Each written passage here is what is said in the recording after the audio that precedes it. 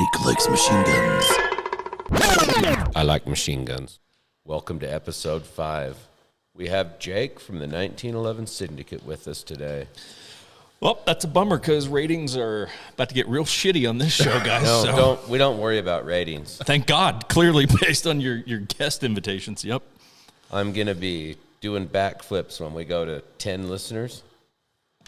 Understood. But I'd like to take a moment to thank our sponsor, Food Club, for bringing us this delicious, tasteless, purified drinking water. Well, and they've got a nice tagline, add flavor to life. That's what it says. Yeah. Which is ironic. Boom. Because it's unflavored.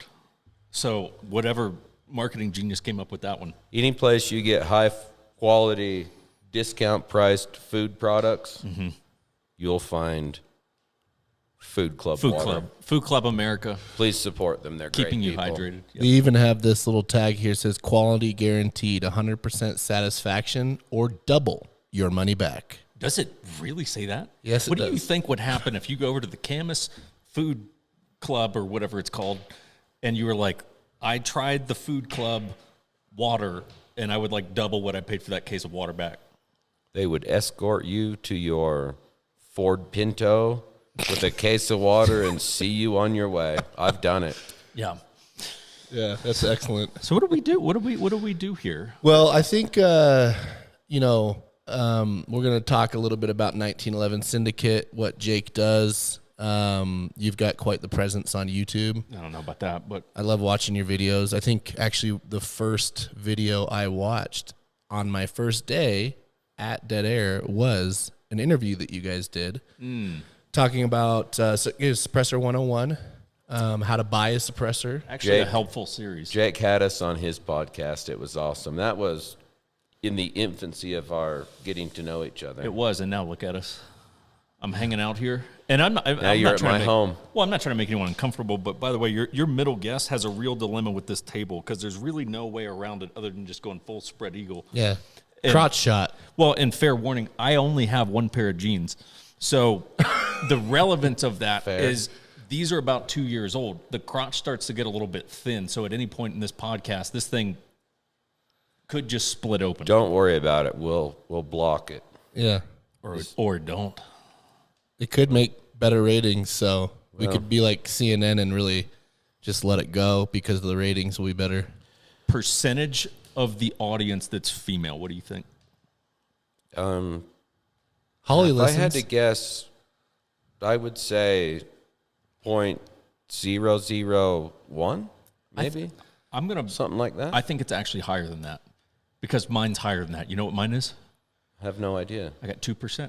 2%. Yeah, actual Nice. statistic. We are 98% male, and I'm trying to bring in more female listeners. I don't know what the disconnect is, but, you know. In the bodybuilding world, we call that a meat tornado. It's uncomfortable when you look at me in the eyes and you say that, but I'm tracking it. Especially with the spread going. Yeah. Sorry, we're going to work on getting higher tables. That's the second time someone's commented on that on the podcast. Well, I could put some milk crates I appropriated under the legs for the next one, if you like. in all fairness, this is me trying to bring in more females to listen. So we're, just mixing it up. Yeah, well, let's see how that pans out for you. In actuality, I've got a couple of these high-quality plastic folding tables. This is a 6-footer. Yeah, I could tell. No, it's very nice. It's very, very nice. Can I fire a question at you guys? You bet. Please. Okay, so we're filming the other night, and we're doing a weapons light series, okay? And you got to give a thoughtful answer to this, right? We're in a shoot house. It's about 1:30 in the morning, and our videographer, mind you, before filming, we've been told that, hey, sometimes on this property, people will wander up there at night and mess around. Oh, weird. I don't know what mess around means, but it's not good. I know that. I should say the farm is in the middle of nowhere, out on the desert, and the only thing that grows there that I've noticed, 3 things that grow there: rocks, dust, and a little bit of sagebrush. Correct. Now, here's the scenario. It's 1:30 in the morning, and videographer goes, I think I just heard some girls laugh outside. Like children? Yeah, like little girl giggle. So now the movie set, if you will, turns into an actual CQB scene, and now we're running through the shoot house like for real. But let's say that you're in this scenario and you see two little girls just standing in the corner of the shoot house. What do you do? I would run. I would shoot them in their stupid little haunted faces is what I would do. So fast they would go down. I'd probably just start casting out demons and being like, in the name of Jesus, I bind you. I am out. I'm shooting and running.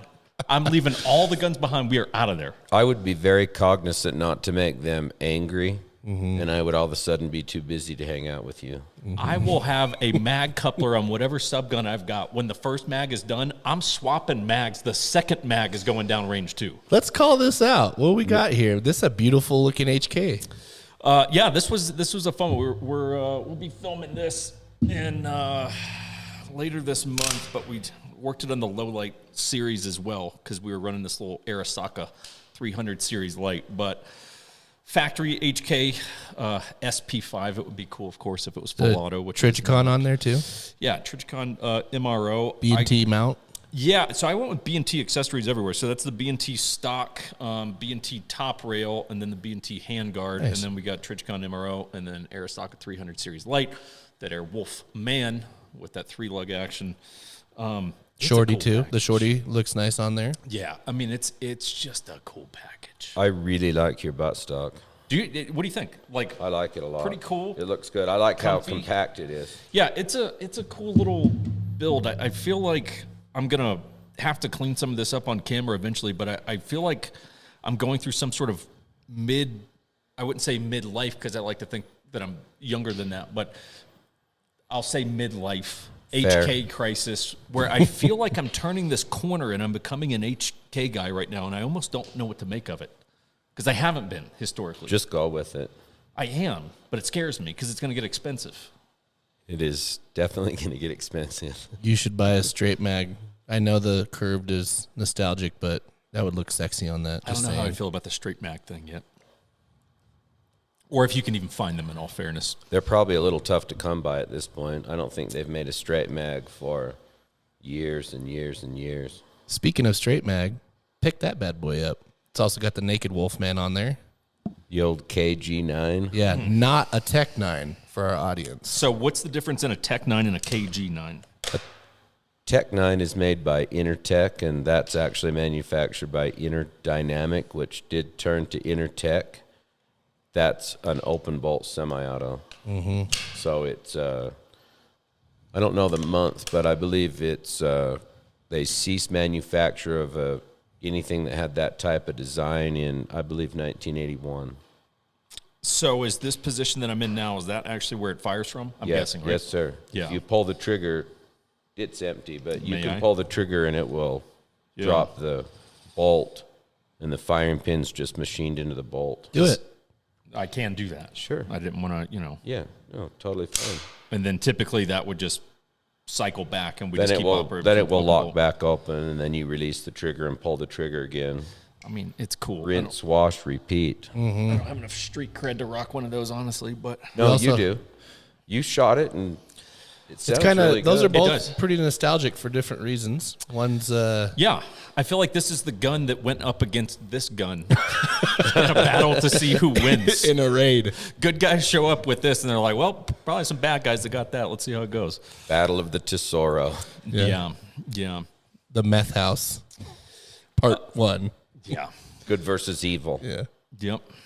We also have a K here. So the Wolfman and the K is really hot right now. I thought I'd give that a little shout out.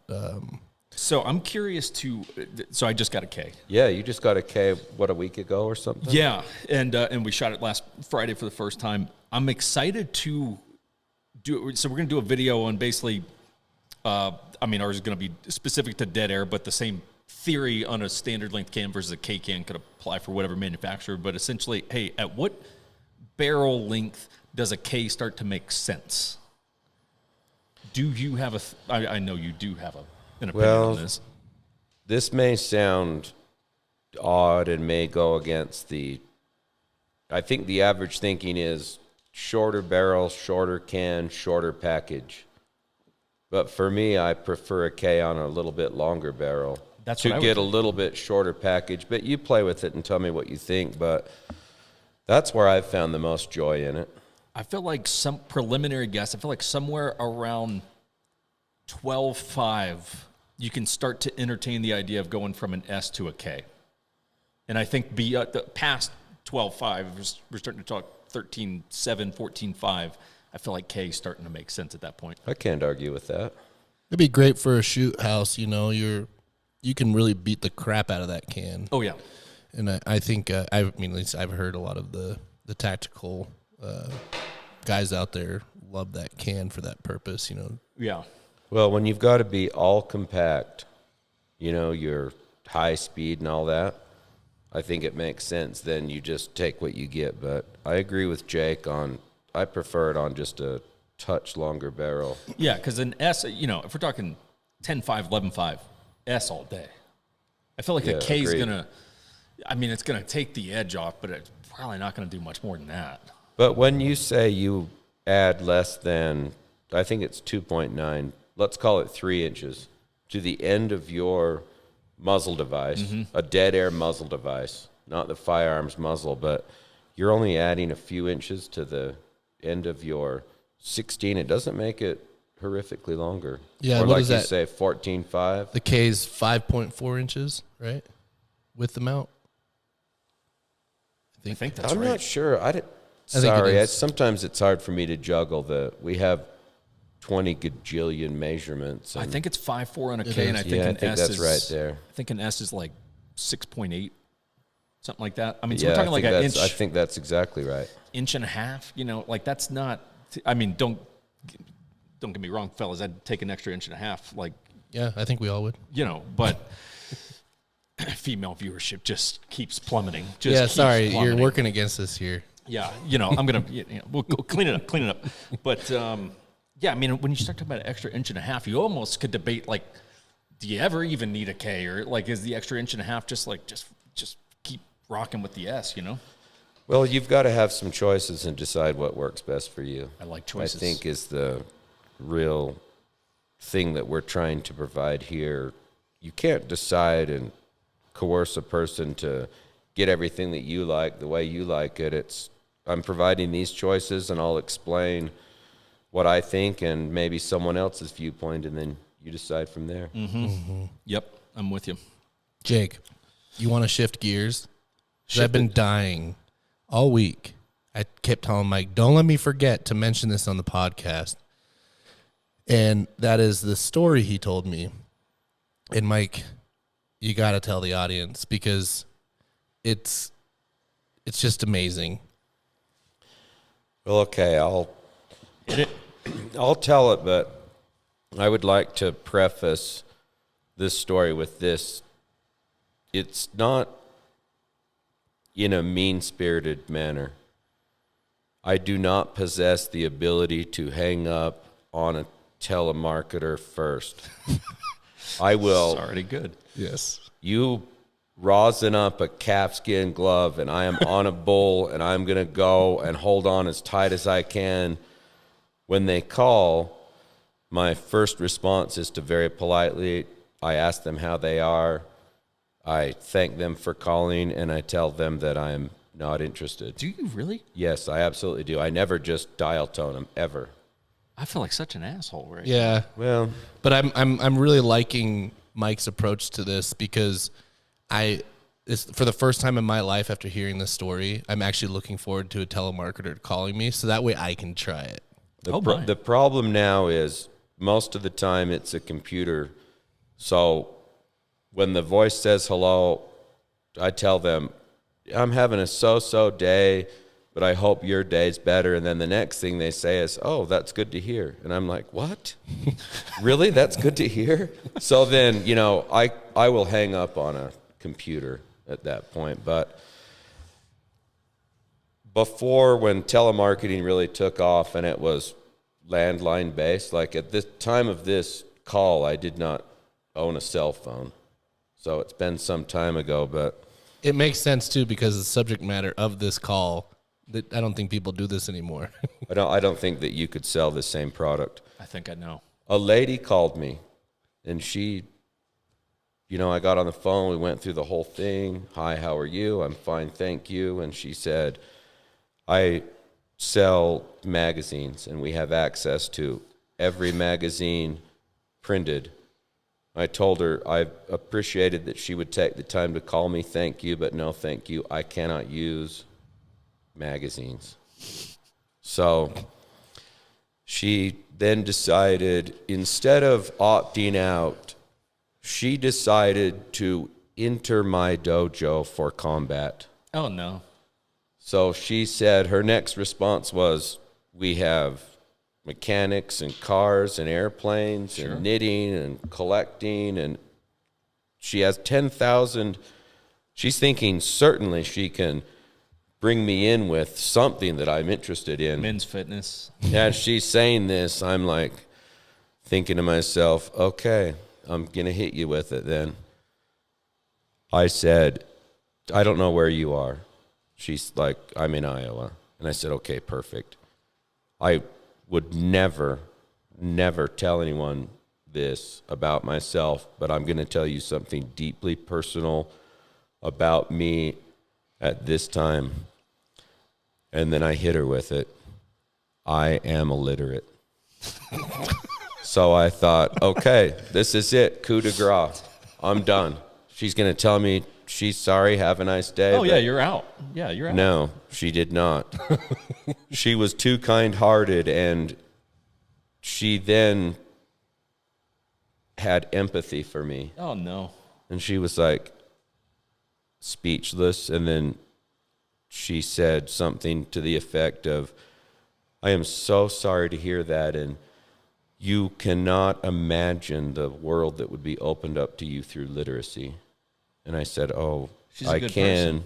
She's a very good person. Yeah. And I said, you cannot fathom the burden of shame that I have not being literate. And she said, she's asking me about becoming literate and how do I live my life? And I said, well, I have a 7-year-old daughter, and if I have to go anywhere to read a document or, DMV, bank, whatever, I take her, she reads it, tells me where to sign, what it says, or I take my wife or a couple of friends that I'm very open with that I'll have go places with me so I can function and get the things I need done. So she's like welling up at this point. Oh, my.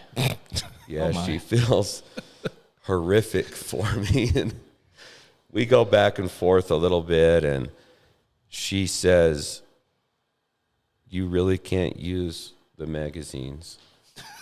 We're still on the magazines. No. She's still working. No, ma'am. I really can't use the magazines. And so she prayed for me to become literate, and naturally I told her to have a wonderful rest of the day, and she hung up. I heard the tone.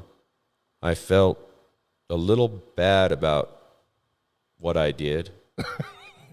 But yet I got my dial tone, and I set my cordless telephone. I pushed the antenna back in and set it back on the charging base. Winner. I feel like you guys should have stayed in touch. I feel like this shouldn't have been the end of that relationship. I feel like Mike impacted this lady's life in a positive way. I don't think that you should build a relationship with another person on only lies. No, I do. I think you guys really missed an opportunity for you to make her feel significant about selling magazines. You know what she did right after this? Guarantee it. She called her pastor or waited until Sunday. Oh, yeah. Showed up to church, shared Mike's story, put him on a prayer list. 100%. People in Iowa were just like, this poor guy. She did mention that she was going to pray for me. Here's where I wish that the tale had gone, which is they had essentially found a sponsor or however to basically donate magazines to you. And then essentially every Wednesday night, I don't know, 8:30 p.m., you guys would have a call where she would, basically you would be reading the same magazine at the same time, and she would be teaching you how to read Mechanics Digest or whatever. Like she would have been like a tutor. It's like a blockbuster film. Exactly. Yeah. No, see, I don't want to be the Jared to her Subway. That's deep. That's pretty. That's got layers. That is. I got what I wanted. I won. She hung up. She failed. I want more. And that was that. Yeah. I mean, you're a lot nicer at. Do you still answer these calls? Yes. Absolutely. If you call, I answer. I don't. You don't screen calls? I've never had caller ID on my landline when you could get it. It's the best when he answers one at the office. He'll throw it on speaker, and we'll just listen to tip. I think the last one was some guy in India. Remember? Because after that, I did like the. Yeah, you did your Indian accent a little bit. Hello. Yeah. Hello, Mike. Welcome. Well, I can't believe you don't screen calls. No, I just if it rings, I push the button and tell them who I am and say hello, and we go on. How do you have time for this? You make time. No. You've always got time to be polite. You're not that busy. Remember that, kids. If there's one takeaway from this episode, you answer. you answer. I opened up talking about shooting demons in the face. Yeah. And crotches. And now it turns out you're like the saint of telemarketers. Yes. I think spiritually you probably have a little bit of room for growth. There's an upside there. Are you talking about me or humankind? No, I'm talking about you. Yeah, you could work on that. Yeah. You know, I watched a clip the other day. We were talking in your office, and I said something to the effect of, on the suppressor series, like, the comments are going to be really positive on this as opposed to normal because we actually help people. And you basically said you thought that the negative comments were a result of my attitude. And I stand by that. God damn. Yeah. And that, by the way, for those that don't know, Mike gets his TVs at Walmart. How's your TVs doing? You know, they're actually pretty good. They are, I believe they're Emerson's, so they're super high quality. Emerson? I've never heard of that. That must be really high They have them quality. at Walmart, so you know they're good. They've got great pictures. They're huge. They're thin. I put them on a stand. I haven't actually ever really mounted one. I just set them on stuff still. But Do you have tools that if you wanted to mount a TV, you could do it? I think I could probably manage that. He He has showed tools me. to build mounts and custom mounts. Mike showed me what'd you call it, like a dragon wrench or a lizard fire wrench? Or he showed Torque me something. multiplier. I don't know. No, it was something real fancy. It didn't even look like anything of this world. It looked like something you'd make some sort of alien craft with. But, I mean, I'm telling you, the amount of tools. Look, We opened a few drawers. There is a plethora. want to be open with you. Is there anything that if right now you said, I want to build a house, could you do it? I think I could. I think you could too. I'm not super strong in woodworking and construction tools, although, like, I have a nail gun or whatever and, like, a air compressor, and I've got saws and whatnot, but that's not a great interest to me. It's more like auto mechanics, kind of a thing. Speaking of which, what's the status on the Bonnie right now? The contest is still going. Yeah. How long does this go? I think probably maybe another Couple years. month or three, maybe. 3 months. I don't know. We're selling some, people are still entering. It's not a... I don't know how I feel about this because some stranger is going to wind up with the Bonnie, right? Mm-hmm. I mean, logically. Well, Yeah. The stranger winner, as in a customer. So we call them fam. unless they don't want it. I mean, we're not really going to make anybody take it, but... If they want to blow it up or run it over with the BMP, we're giving them the option to destroy it, sell it. We'll even post an ad for them if they want to sell it to someone who loves the Bonnie. We'll take it. We'll provide transportation from a automobile salvage yard. We'll help them out. It's just kind of, that part's kind of a joke, but maybe somebody actually wants it. It's hard to say. I want to take it on a track. You ever done that? I did the cone course with you. That's correct. You hit a lot of cones. Is that on your YouTube channel? Well, Super old, but yeah. 1911 Syndicate. Look it up, guys. It's you killed a lot of cones. we went over a little. I highlights of the automobile? Oil changes every 10,000 miles, or unless I don't feel like it. It's true. Which is a little vague. I've probably gone a touch over 10 right now, but... Yeah, but you're also about to give it away, so what's the difference? Well, I think... He's a good steward. I think morally you should give it away with decent oil. You know I like lubrication. Don't look at me ever again and say that. I'll try not to. I mean, I can't promise, but I'm just... But between your maintenance of vehicles, your attitude towards telemarketers, you're a better person than I thought you were. No, that's kind of you to say. I thought you were a C-. You're a solid C+. I've got a lot of room to growth. Yeah. Room for growth. Maybe I could get my average up. I'm average, you say, a C. A C+. Maybe I could go above average. Yeah, I get you a passing grade, though. The icing on the cake for the giveaway, though, is we are going to drive the Bonnie to the winner. That winner is going to get to choose whatever they want to do for that day with Pappas. What if they're in like Maine? Yeah, we'll drive it to Maine. What if it doesn't make it to Maine? It'll make it. We've got plenty of stop We'll leak. fix it. You better bring some tools. You're going to bring some tools, right? Nah. We'll pay a mechanic along the way. Yeah. It'll be part of the fun. You can't pay a mechanic. That's against your code. We'll just get it fixed. It won't be any big deal. I don't know if anything happens, we will come up with a solution to that problem. What would you say is the biggest problem that you've had with it? What's the most catastrophic issue you've ran into with it? A couple of years ago, the transmission went out. That's a big one, yeah. Yeah, well, I stepped up to the plate. I searched, and I found one that was reasonably priced. It was out of state, but I had it brought in $200. $200? It shifts like a dream. It does. It does. Does it? Oh, yeah, you can't feel it. Yeah. I put new fluid in it, bolted it in there. Super nice. Little alignment help, going in and out from a couple friends, and boom, back in business. Money. Here's another icing on the cake for the giveaway. In addition to doing whatever they want with Mike for that day. I mean, it can be like... Strip. No, well, I mean, church. It can be whatever they want. You know, it can be expensive too. But they're also going to get a suppressor of their choice. Oh, my God. With serial number 97 Bonnie custom engraved on it. That's legit. Plus the restaurant of their choice. Yes. How about a really super nice dinner and some drinks? Golden Corral, baby. Do they still have those? Mm-hmm. Oh, yeah. Okay. Old Country Buffet. Did you guys ever go to those? We didn't have that where I lived. Yeah. Old Country Buffet. It was like Golden Corral. Yeah. Yeah. I hope if the winner picks something like that, we can just roll through a drive-through and just do it. What if they want you to make dinner for them? I'll do it. Wherever we go, I will buy a microwave and some beef and bean burritos, and I'll put out a spread.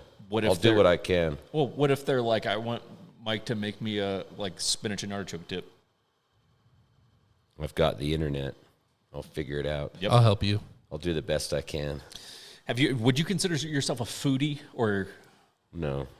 Okay. Well, I'm going to hit you with a question, okay? Okay. And it's a question that I would always ask on first dates. We're not on a date, but, we don't know what we're doing after this either. So I'm going to hit you with a first date question. Still single? I'm still single. I don't know if it's because I asked this question, because I always warm up the question this way, which is, you've been caught for your crimes and you're going to be put to death, okay? I don't know if that's like appropriate first. I feel like it's a good first date subject matter, but that's just me. The way to break the ice. Exactly, right? You get to know someone. So you've been caught for your crimes. You've been abusive to telemarketers, and you sold a jalopy Pontiac to someone, and you're getting put to death, right? Judgment Day is upon me. Correct. Now, while you're on death row, before you are put down like a old animal, you get to have the final meal of your choice. Within this meal, you get to pick any appetizer, any entree, and any dessert that you would like. It can be anything from anywhere. If you're like, well, I had this steak once in New York, right? Or whatever. Pizza from Park City. Or, whatever, the chicken wings at Camus Food Club. So appetizer, entree, dessert. Keep in mind, your last meal. You're dying after this. I'm tracking. Okay. What do you got? I would tell them whatever they've got handy. Oh my God, that is so disappointing. I saw Sorry, that coming. I'm serious. You have no ambition to like put them out of their way to get you the best meal you can get? I don't see the sense in it. Chow mein from Food Town. I'm gonna be dead soon enough, and Don't you want to go out with a bang, being like, man, that hot fudge sundae, I can die happy now. I actually wouldn't mind a chicken sandwich. From where? I don't know, Burger King. Ooh. I like those. Pretty Bird. Have you had Pretty Bird yet? Your meal is from Burger King? That would be good. Yeah, I'd be okay with that. This is the most insulting Can I get answer I've fries ever with gotten to that? this. Well, you get whatever you want. I don't Okay, care. then I'll take. I'd like fries. Do you want an appetizer? No, not really. I don't Mozzarella ever- sticks or something? No, I'm not really an appetizer guy. I'm hungry. I eat. I'm not hungry. Problem solved. You get to have whiskey in this or no? Yeah, why not? Okay. At least there's that, Mike. No, No. I don't wouldn't want do it? it. I don't. I'm generally not much of a drink with food unless I have to go to a nice restaurant. Then- Have to go then I to a will. nice restaurant. Then I will, because it's going to take 3 hours. Like, I've got time. We're not here to eat. We're here to sit and talk, and food will come. And, you know, I'm just trying to make it through. And a couple drinks might help my attitude. That's the most disappointing answer I've ever gotten to that question. I'm sorry. I'm just I've gotten being some honest good with you. stuff. I've got mom's meatloaf and whatever. No. And you're getting a fucking chicken sandwich from Burger King. Or whatever's handy. It doesn't have to be that. It could be, I don't know, what's near. That's a good question, though. Taco Bell? I knew you were going to be disappointed. Whatever. Highly. I knew you were. Highly. Yeah. Yeah. We've gone down the food route with Mike before in the past. I has just, no I don't interest. get it. I just, You don't get food? I mean, I get when you're hungry, you eat, but You don't get the passion associated with it? sorry. What do you get passionate about? I like machine guns. Touche. No, I like, yes, no, I think I get passionate about, you know, Chainsaws? useful things. Yes, very much so. About what? Chainsaws. Chainsaw. I like Ooh, chainsaws. I like that. Yeah, I do too. No Who one's ever doesn't? let me use one, but I like the concept. I'll let you use one. Hell yeah. All right, I'll video show coming you how soon. to use it. Ooh, we should do a part 2 of our vlog and take Jake logging. Like he legit goes logging, like real. You want to? Well, it's just a little firewood collection. Don't make it out to be more than it No. is. Yeah, he's not No. a felon. No, oh no, No, he gets permits. No, we'll knock some trees down. Big trees. Oh, we will I'm fell a super tree. into that. A big tree that will kill you if you run under it. I don't want to. I won't let you get hurt I don't want to do that. or really hurt. I don't want to hurt at all. Listen, Jake, you're into fitness. I'm into fitness. We go to the gym. We sculpt. Yeah.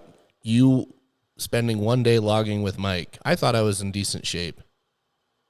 I've never been sore in so many odd places in my body than one day logging with Mike for a week straight. It was, you know, my respect for you, Mike, not that it was low because it's always been high. It definitely increased. I was like, holy crap, Mike is an absolute animal. I was tired, but the next God. morning I woke up and was like, perfect. Mm-hmm. Rich comes, he's like, oh, dude. And I was like, what? All we Hammies. did was just throw a little firewood in the truck, my brother. I'm sorry, but it wasn't a little. We filled that truck. That was a beast. It was a few cords, not that big a deal. Have you ever been to a gym? I took gym in high school. Yes, so yes, I have. Yeah. Like I passed a it. fitness facility? I've never entered the doors of like a, I don't know, what's a gold gym or whatever. There's a Gold's Gym. Yeah, that's still there's around. one in. Okay, so I've never done that. Mike Pappas goes to Gold's Gym in Venice Beach, California. That No. would be awesome. Well, he won't ever go to California, but Well, I don't think I could make it in a gym. I wouldn't say I'm a the outdoor gym. germaphobe, but I like to just think of myself as cleaner than the average person, and I just can't imagine laying on something that some dude just sweat all over, like not It would be like bringing a cat in the house. Like, sorry, it's just not my cup of tea. Let's ask the audience what they think. Should we strap a mic on Mike, send him to the Gold's Gym in Venice Beach, the outdoor one where they don't wear shirts and they lift? Just there. A big dude, just meat titans. And Mike walks around with a microphone and asks questions like, do you like protein? Or please, God, make that so awesome. Or like what? Why do you sculpt your body? Yeah. Get like glute recommendations. Can we talk about gyms for a second? Please. And what I see? We're actually already talking about it. Yeah, go ahead. Remember when I came to your, you had that like class in Salt Lake? Yeah. And it was in a gymnasium and shoot house combo, correct? Yes. And I noticed there were signs all over, like very aggressively written, like your mom's not going to put these weights back. If you pick these up, put them back and put it, it's like wipe this off and don't do that. And all I saw was all of your weights are in perfect order right now. Done. You don't want to go like leave them alone. Why would you like what are you doing? Like you go over and you pick something up and you pick it up a bunch of times and then your big goal is to put it back where it was. And I'm just thinking you didn't really accomplish that much. Like what if you it's a good super point. Depressing way to look at this. It's a good point. Last spring we dug a trench and buried a body? No. Close. A conduit and then pulled a power cable through it. I don't even, whatever sure. Anyway. A thing. Like, you did a bunch of work and hard work and for a reason. Like, those rocks and dirt needed to be moved, a conduit put in there, and then the dirt put back on. Yeah, there's no girls out there doing that in tight, apparel.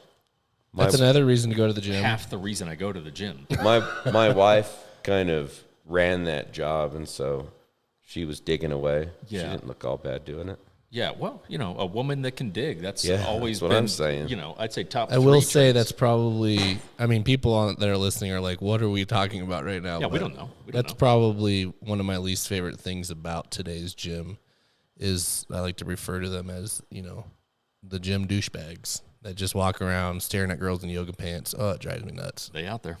I don't think I could make it in one. I would. Yoga pants? You couldn't wear them? Well, no, in a gym. Oh. But give me some work and I'll do it. I get it, but I need something positive to come out of it. If you were going to go to a gym, what do you think would be the body part on your body that you would want to work on the most? I'd like to say my face, but do they have face machines in a gym? One. That's why we have tools. We build one. Because that'd be the part I'd like to fix if I could. Yeah. I would have never guessed that you were going to say that. I'm just answering the question. I don't know a lot about gyms, so bear with me. I would like to see you work on your traps more. I thought a trap was something you wanted to stay away from. But we're going to get him swole by the end of it. We're going to get you on some HGH. What do you like to call it? Yokeled? Yeah, I don't think at this point in the game, I don't think being yokeled is going to do much for me. Monday morning, Mike walked in the office and, good morning, Rich. And I just turned around and said, I just sculpted my body. And he goes, shut up. Jake, let's talk a little bit about 1911 Syndicate. You do gun reviews. It'll be a brief conversation, Yeah. Well, come on. Don't beat yourself up here. I self-deprecate. That's how I get through life on a day-to-day basis. How does suppressors impact your life? Let's give some meat to our audience that are itching to hear some gun info.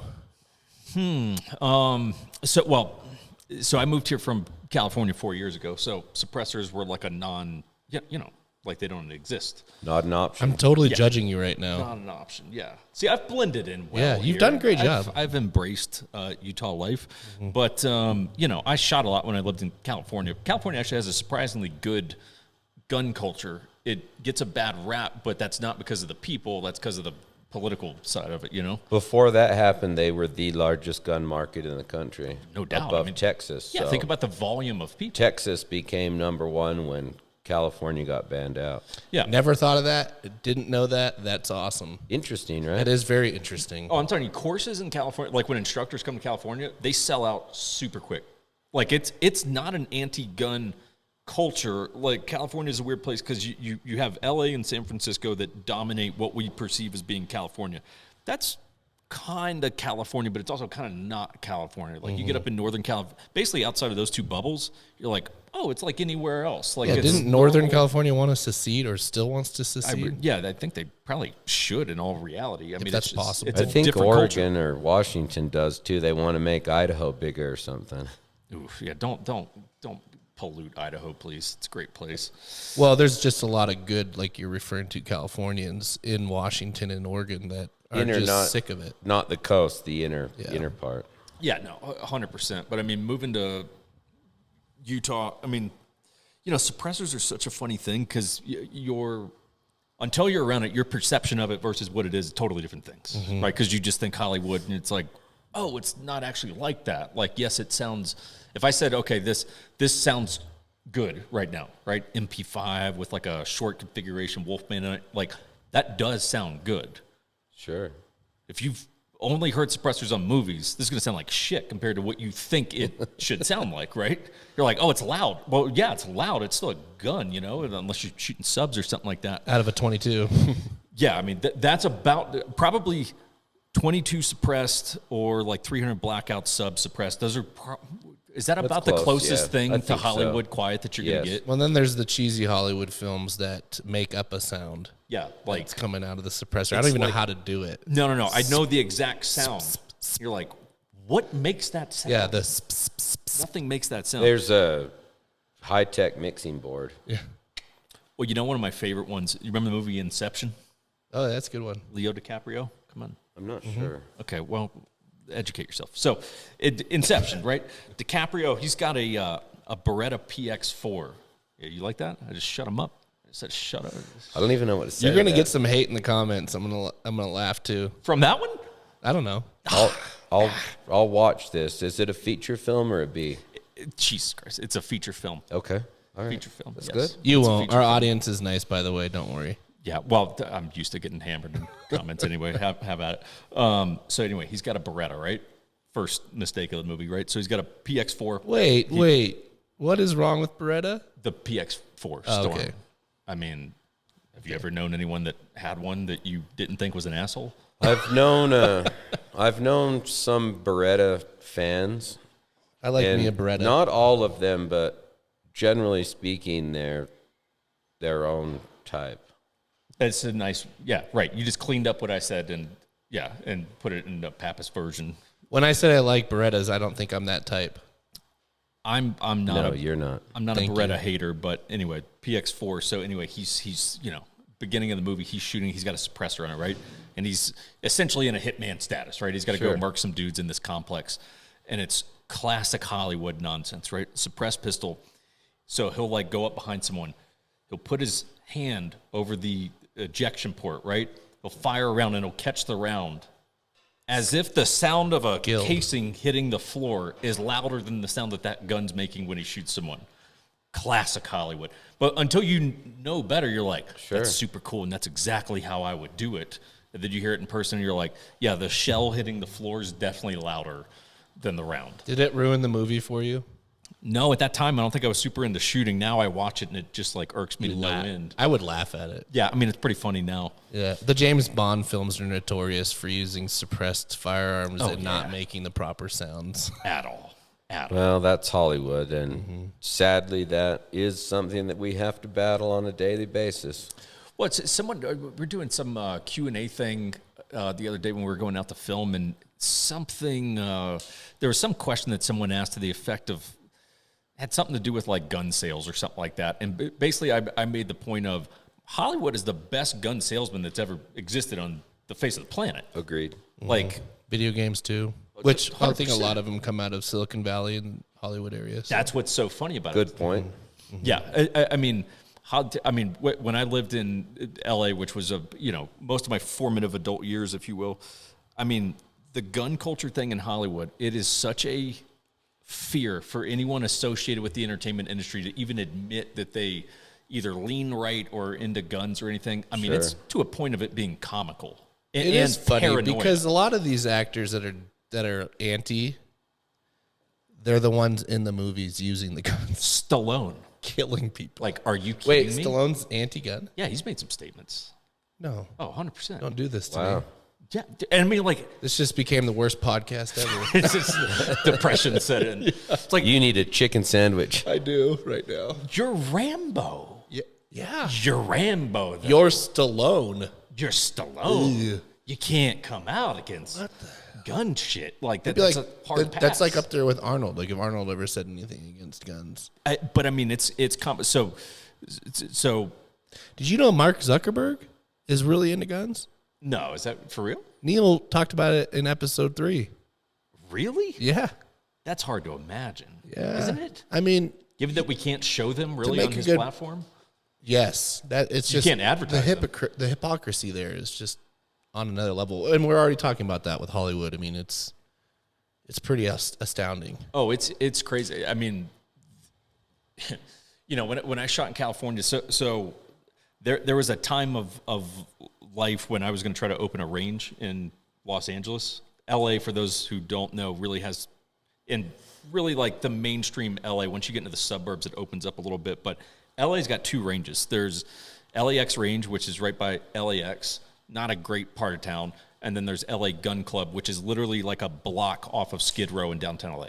And I'm not exaggerating. I'm talking, it is like you drive through Skid Row and then you like make a turn and you're at LA Gun Club. Isn't all of Sketchy as shit. LA pretty much Skid Row now? At this point, yeah. I mean, I live downtown, right? So that was my closest range.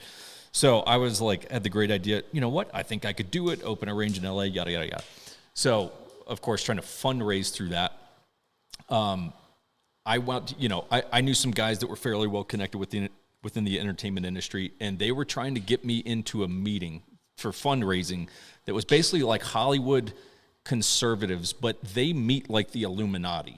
Where I mean, they were like, no joke, we'll get you an invite to this. Yeah. Like, you can never really acknowledge. The president's Mark Zuckerberg. Yeah, like you can never really acknowledge like where this is, but they don't really announce the location until it's the last minute. I mean, it's like straight Illuminati shit, and it's like, this is just because you're in the entertainment industry and you're not super left. Like, that's just insane. Well, a that lot it's of at these that people point. pander, you know, because they know how much money is on the table. So I'm going to give Stallone a pass. I'm not sure what he said, but I can assume he was probably pandering because there was some money on the line, you know? Yeah. I mean, fortunately, he's done well enough if he never made another Yeah, dollar. I mean, hopefully if he's it, fine. maybe I don't say this. So on the he could podcast. easily be purchased, I guess. Is but I what mean, if there was like low moral character. Most of say $100 million is lying on the table, and they're like, "We're gonna do this movie with you," and Rambo, Stallone's like, "It's an action movie, right? It's gonna be promoting killing and all that good stuff." And then they're like, "But you got to make this statement against guns." It's tough. Are you telling me you wouldn't be like, "Guns are bad and cool," and then There's- just be done with it? Look, it's not as simple as everyone wants to make it out to be, because it's not like I'm not getting political here because I really don't get into that. We don't like shit. politics either. No. But it's like, hey, nothing's quite as simple as people want to make it out to be. Where true. it's like, look, there's shades of gray and all this kind of stuff. Mm-hmm. If someone's like, hey, Jake, right now, whatever, we'll pay you $1 million, but you got to say that the PX4 Storm is the best handgun that's ever existed for the next 3 years. And you're like, okay. I'd be like, well, $1 million, you know, like I don't really give a shit. Like $1 million, $1 million, you know. It's like everyone's. What else do you want me to do with this gun? Yeah, I mean, like, it's complicated, you know. Yeah. But yeah, it's a weird. California, for all the hate that it gets, is a great place, and it's actually got a great gun culture. It does. It sounds counterintuitive, but it's true.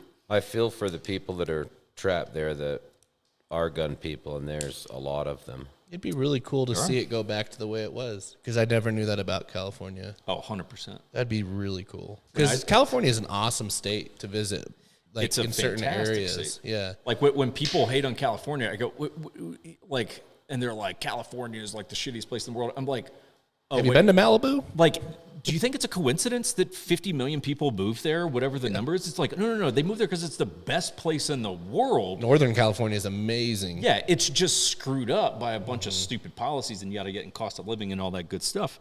But like, I mean, I lived in downtown LA for a period of years, and I mean, it does get comical how unaware people are. Like, I was coming. So I lived in one of the buildings, I lived on the 18th floor, right? Got to go from the 18th floor down to the garage if I'm going to the range. That means you got to get in an elevator because I'm not hauling all the ammo cans down staircases. So I was coming back from the range, I'm in the elevator, always hoping, like, please no one else be in this elevator so I don't have to, like, have this awkward moment that I'm the resident that's like a loose cannon or like, we don't know what he's going to do. Like, Trouble. I'm in there with a rifle bag, right? I mean, straight up, like, there's Bali webbing all over, like, clearly a rifle bag. It's in like OD green. I mean, there's no disguising this. The guy gets in the elevator next to me. I'm in like tactical bullshit kit and everything. And he looks down at it and he's like, how long you been playing? I was like, playing? Airsoft. Guitar. Oh my gosh. I was like, are you kidding me? I mean, I just said a while. Like, I mean, like, how clueless are you guys on this? The best was we had this, there's like the guy that greets you when you come into the building. Like, sure. It's high-rise living. Like at Walmart. Yeah, except not 70 and senile, but like. Sure. I mean, but same idea. Yeah, but like a classy human being, and you come in and they welcome you and they get your mail for you and packages and yada yada yada, right? So that guy, when I moved into that building, I was the ninth person that moved in that building, right? So it was like a ghost building. I would literally go run around the building at night looking at all the different apartments just for shits and giggles, because why not? But he was like, oh, I heard you moved in. He's like, you got to go show me your place sometime. This was my most fun thing to mess with in downtown. So he comes up, and I'm showing him around. He goes into the bedroom, which this story seems weird when I start to say I took another man into my bedroom, but you're tracking, right? This is a tour. This is a tour, right? And I've got a Glock 34 on the bedside table, right? Not thinking about this when I invited him up, and I see his eyes go down to the Glock, and then the sheer panic sets in of he has to figure out what to do with his eyes now. So he goes from Glock 34 straight to the ceiling and just starts looking up the whole time. And I'm like, there's no ceiling fans. There's nothing up there. Yeah. It's literally just drywall. But from there on out, anytime he would see me in the lobby, he was trying to figure out this thing, like, right. Who am I? Yeah. Like, and so he would always throw out these, like, what are you getting into this weekend? And just for the hell of it, just for fun, I would always give him the most vague bullshit answers. I'd be like, we'll see where the day takes me, And just like, little of this, little of that, and just like, he could never figure it out. And it made me so happy for him to just think that I'm Jason Bourne on the weekend or something, It's That's fantastic. super funny. I like that there's a big exodus going on in California right now. Like, a lot of people are moving out. I mean, I don't like it because they're going to start coming into places like Utah and bring their thoughts and their feelings and opinions. But I think there's a tremendous opportunity. I'd like to be optimistic now that I know about how California used to be. What if we were able to sack California and restore it back to its original state? Restore it, or a lot of the ones moving, in theory, should be the good ones where it's like, we would like to recruit you to our state. I'm in Park City, and I can assure you they're not. Well, yeah, you're in a bubble. Yeah, you're in a bubble there. But I mean, I've got But I smell what you're stepping in. Yeah. Well, I mean, as little sense as it makes when you first hear it, like our brand, the 1911 Syndicate's a real estate company behind all that. So we deal with people moving out of state, and it's like, dude, there's multiple people I know moving to Utah right now that we're helping find land and houses and stuff, and like, they're good. Like, yeah, like, they're good ones where it's like 100%. Shameless plug: if you guys are moving to Utah, it is a shameless you need plug. A realtor. Yeah. Our man Jake can help you. That's right. Hey, we actually just helped one of your dead air fellas. You did. Yeah, so, Austin. I'm looking for 20 acres up here. You want to help me out with that? Yeah, open up the bank account, big fella. No, I know. It's gonna add up. Yeah, I know. Trust me. They sell it by the inch or something now, don't they? Yeah, it ain't cheap up this way. Mm-hmm. But yeah, so anyway. Now what do? We all just look at each other and... Mm-hmm. Well, I think we probably... I'd like to say this before we go. I'm really entertained by the Cheap Gun series on 1911 Syndicate. Cheap Gun Challenge is Yes. selfishly my favorite. But how many of those have you made? 3. We did several. a pistol one, cheap pistols, $200 max budget. We did you had That's to get it at a gun High Point Taurus. No, we eliminated High Point. Oh, Said it's $200 max budget. Got to get it from a gun show. Can't be a High Point. so what did we get? I got a Jimenez. What? Exactly. Exactly. Chris got a.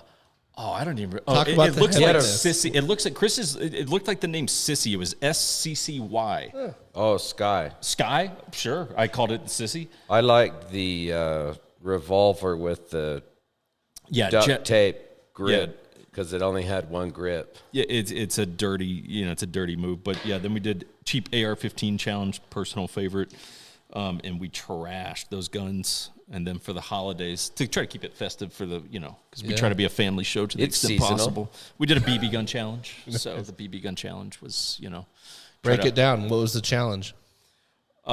Basically, I think it was like a $400 budget or something like that for a BB gun. And then you got to compete in different challenges and everything. So I actually got an MP5 clone BB gun. Nice. I had... Was it the up top- airsoft or is it like hard pellet BB?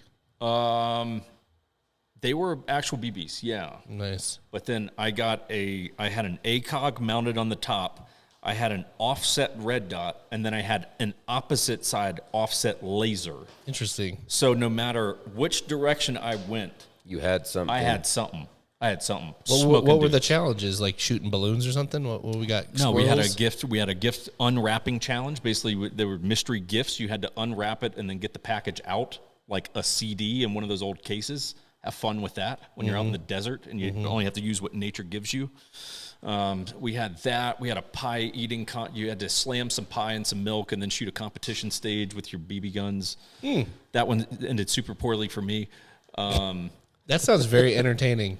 Yeah, that one hurt. Yeah, that one hurt. We all kind of got hosed on that one. And that's on your YouTube? Yeah. You got some clips on your Instagram too? Or? Probably, yeah. Scroll Yeah. back. Where Most do of the they find you on stuff's- Instagram?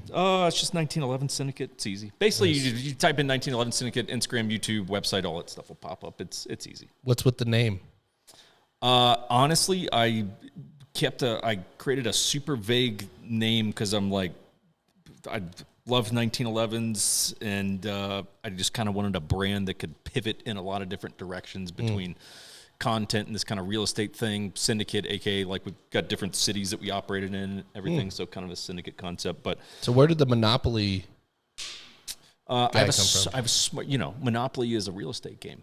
So we're like, I have a smart friend that makes all of our merch and everything, and he was like, well, the Monopoly guy is the real estate guy, so we'll basically kind of mold that into a, kind of a gun-friendly banner, if you will. Cool logo. I always wondered that. Yeah, Agreed. it's cool. It's fortunately I've got smart people around me. You sell those T-shirts? Yeah. This is just the most natural plug that I could. 1911syndicate.com. Yeah, this is just so easy. This is just fantastic. That's why we're having you on. Yeah, well, Because you do fun stuff and you're interesting.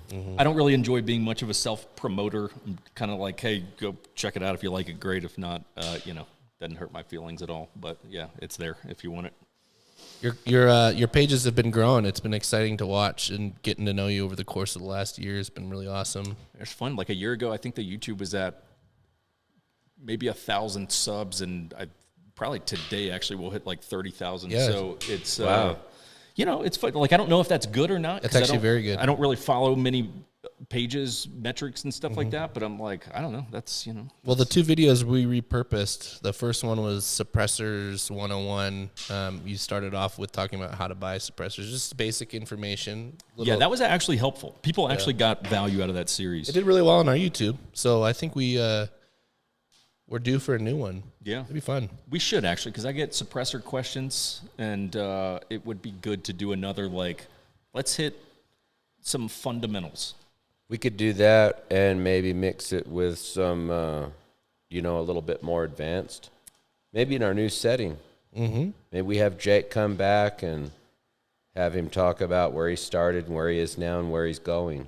Probably a lot of people mirroring that journey. Yeah. Jake, what would you say a basic question is that you get a lot and a more advanced question you get a lot? Oh, I mean, I think a lot of people starting out, the biggest question is literally, how do I attach the damn thing to a gun? Like what is the process? Do I just screw it onto a barrel like I see in Hollywood?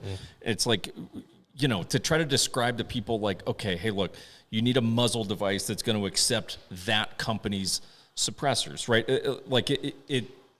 It makes sense once you see it. Until it's explained to you in very simple terms, it's very foreign. And it's like, I think in the gun community, I think we make the mistake a lot of times of going, we assume that people know more than they know versus like speak to the lowest common denominator. Because the other people, hey, look, they already know that. It doesn't hurt them to rehear it. But it's like to bring, I mean, it's just my 2 cents. But look, I think if the gun industry is going to in the 2A culture in general is going to continue to like thrive and be a healthy thing, we have to bring new people into that. Like, Stop being so alpha. 100%. Like you don't bring new people into it by being like, fucking pussy, you should know this stuff. You should know this. It's like, no, they don't know that. And until you make them feel welcome and go, hey, look, let me just show you some fundamentals. I think that's where people actually warm up to the conversation, I couldn't agree with you more. And coming into working at Dead Air with a number of savants when it comes to firearms.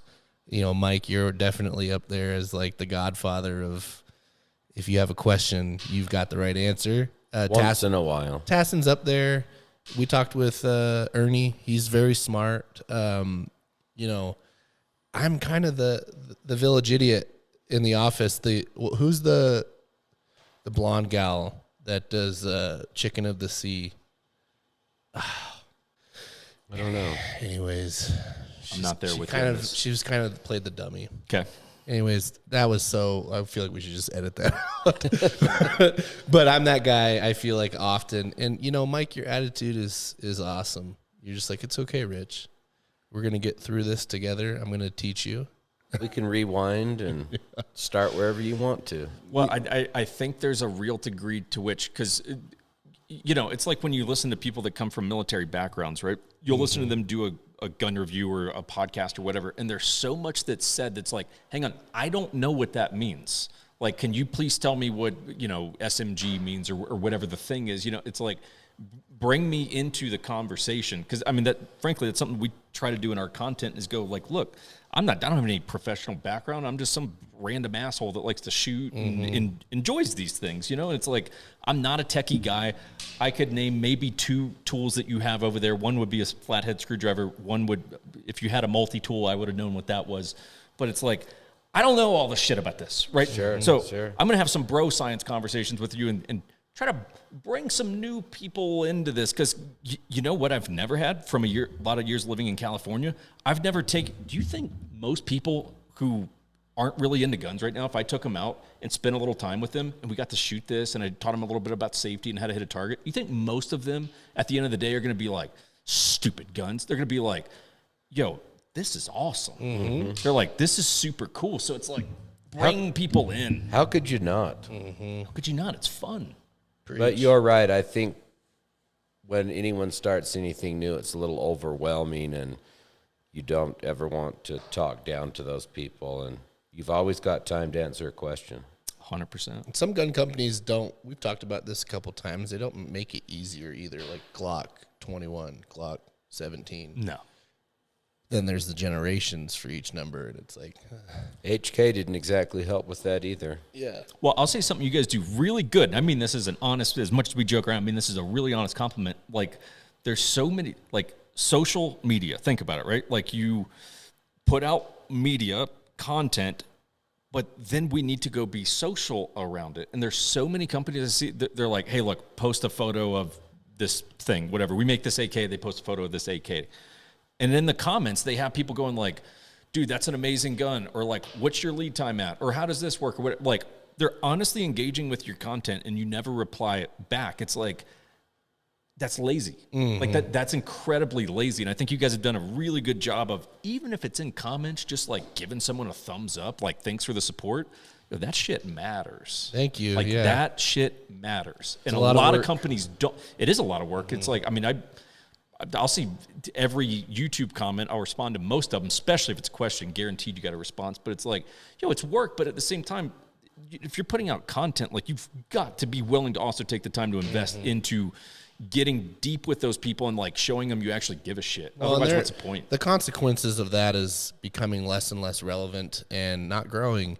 And so if you don't care about that as a gun company, then keep doing what you're doing. Yep. Another thing that we do too, which is also a lot of work, is we respond to every DM. That's a lot. I don't think people hearing this necessarily get the effort level that's involved in that.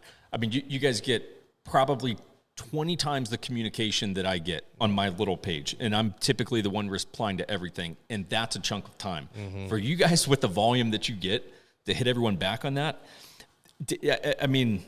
And they're not easy questions either. We get a lot of technical sure. questions, and it's a lot of work, but that's how you're in advertising or marketing per se. The dream is to hit your target customer, like bullseye laser beam. There's your opportunity. Right. Your laser beam target bullseye customer is now at your door. Like, go. 100%. I mean, look, everyone obsesses about the width of their social, pages, AKA like, I want that number that follows me as big as possible. And what they wind up neglecting is the depth that they wind up going with those people, AKA, Correct. Hey, look, yeah, you could have 100,000 followers, but if you never engage with them, it's surface level followers. You could have 10,000 and be like, hey, look, that's 10,000 people that like know we give a shit. I'll take that 10,000 all day. It's crazy to see some of these big brands, legacy brands that have been in the industry for a long time, that have a large following, that will post. And I travel onto their pages from time to time, and I see the few comments that they'll get. And it's not like the most important thing in the entire world, right? But it is, and they don't respond to them. And it's just kind of like, gosh, imagine the power you would have if you started communicating with your core, your base. It would just be astounding. And to me, they're missing the mark. And huge. And I think it's kind of, I don't know. It's just, there's a certain point where a company can become corporate, too corporate, and then they're overly polished. Yep. And then they lose that pulse. Yep. Their finger is off the pulse, and they just don't know. Well, it winds up lacking a lot of that authenticity, and that's something that I think you guys have done a really good job with, is going like, hey, look, here's the products we make, yada, yada. There's plenty of good suppressors out there. Sure. I mean, there are a lot of great suppressors out there, and gun companies and yada, yada, yada. But it's like, hey, we're going to show you that we actually care, and the amount of companies that are willing to do that is, it will make or break me in terms of making me either an advocate for your company or someone who has a surface level relationship with you, Yeah. Oddly, it's less and less all the time, it seems. Well, I think everyone's gotten afraid to actually be themselves and just go, hey, look, man, I am what I am. And, here you go. You either love it or you hate it. Agreed. And I think you guys do a really good job of that. Jessica Simpson. Sorry, I pulled up my phone. I just violated my own rule. Jessica Simpson. Jessica Simpson, the dumb blonde. Yeah. Is the tuna brand? I remember that question. Is chicken of the sea really chicken? I do. This No, was it's back in the, it's just like early 2000s area. I'm tracking now. Yeah. But anyway, you guys are, I mean, like for real, I think you guys are doing a really good job. It's cool to see. It's super cool to see, because I know it's a lot of work. Well, that's kind of you to say, and it was awesome to have you on. Good time. The ratings, no doubt, are going to be super bad on this episode. No way. Speaking of ratings, though, guys, Mike and I have taken notice, and we are really thankful. I mean, I know you. Very thankful. For the feedback. If you're watching this on Apple, iHeartRadio, Spotify, YouTube, we love to hear from you. We read every comment. We try to respond to everything. But those 5-star ratings on iTunes has been awesome to see, so keep them coming. Remember, kids, it doesn't cost you anything to throw a few stars Rich's way. Yeah. It makes him really happy.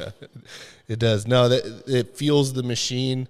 We're putting a lot of focus in this and energy, so we want to be able to bring on more awesome guests like you, Jake, in the future. So your feedback goes a long way in the Dead Air HQ, right? It's appreciated, no doubt. Mike's getting annoyed a little bit. Sometimes he'll hear me, yes, look at this. Look what this guy said. But it does it lifts the spirits, puts the wind in the sails, as it were, right? I've never been annoyed with that. Don't say that. I know. I just say that. Make me seem hard to work with. No, Mike nice. comes over and he's like, yeah, that's awesome. He's nice to telemarketers. Of course. I try to nice be. to everyone. Mm-hmm. Good luck on the literacy thing, by the way, though, for real. Thank you, sir. Yeah. We're working on it. It's a burden I'm going to continue to carry, I fear, at this point. But we all have our war. Yours is words. I'm starting to recognize, I believe I could pick out the word stop, just I've seen it so many times on the signs. Just the shape, yeah. Yeah, correct. If you put that hexagon, pentagon, what's the shape? Octagon? I don't know. If you put that around the word, I would tell you every time. 100%. So coming up next week, we've got Fieldcraft Survival coming on, and following that, I believe Rudy is going to be joining us the next episode. So it's going to be really exciting. So I hope you guys tune into those as well, and let us know what you think about this one, and share it with all your home sickles, right? Is that what you call them? Or home slicers? Home slicers, yeah. Yeah. Home slice. And then plural would be slicers, right? Yeah. Logically. I don't know. Not sure. I've been to California a couple times, but I don't know a lot about home slicing. He's an original. Yes. We'll see you guys next week. Thanks again. Thanks for listening. Don't forget to like, subscribe, share with all your home slicers.